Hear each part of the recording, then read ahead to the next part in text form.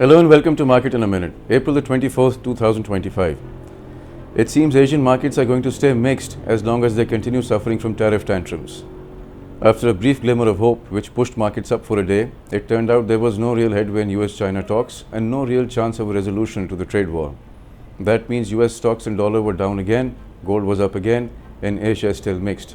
Today, Shanghai, Nikkei and ASX were up, Kospi, Bombay, Sensex and Hang Seng were down. KSE index was also down very sharply, more than 2,200 points or almost 2 percentage points, but for very different and very complicated reasons. Technical analysis, after all, is only an advanced form of behavioral finance, which means it's not about how markets should react to fundamentals, rather how market players tend to react to fundamentals.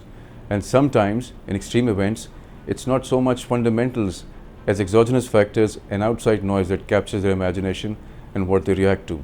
For example, threat of war, as is the case today, which explained why the market gapped down so sharply today. Look at the daily chart. It turns out also that our early analysis of a price-volume divergence was right.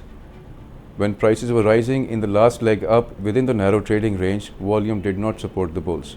And as soon as market met resistance, it formed a shooting star. Next day, the pattern was completed and it formed what is called in Japanese candlestick analysis an evening star, a classic reversal pattern, although a short-term one. And then duly, the market dropped down very sharply today.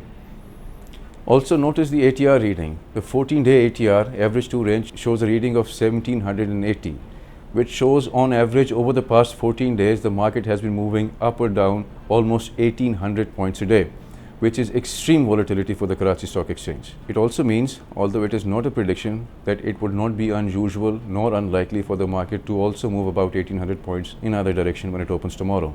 But whether it moves up to fill the gap or continues to move down on outside noise or market factors still remains to be seen. Notice also the ADX, the directional movement.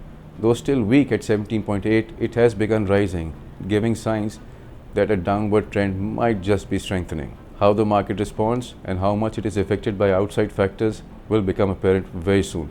We'll be watching, so stay tuned.